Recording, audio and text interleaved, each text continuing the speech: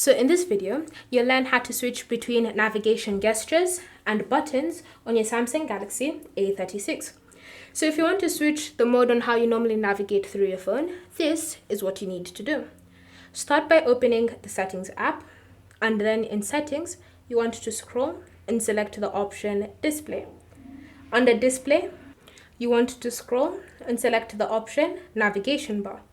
From here, you should see buttons, and then you should have the option of swipe gestures. So if you want to switch to swipe gestures, just tap on it like that. And from here, you can now start using swipe gestures whenever you want to navigate through your phone.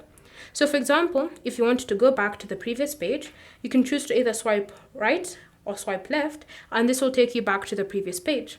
If you want to exit an app, just swipe up like that from the bottom of the swipe bar like that, and it will take you out of the app. If you want to access the multi-view window or the recents window, then just swipe up from the bottom of the screen to the middle and hold like that. And then this will bring up the apps that are currently running in the background, and you can close them from there. Or you can choose to enter one of those apps, it's up to you. And so that's how you can navigate through your phone using swipe gestures. However, if you've decided to go with the option of using buttons, then it's slightly different. All you need to do is simply select buttons as your navigation. Then you can see the three buttons that you can use to go through your phone. You have the first one, which is the multi-view window or the recents window. You have the second one, which is the home button. And you have the third one, which is the back button. So whenever you tap on it, you go to the previous page.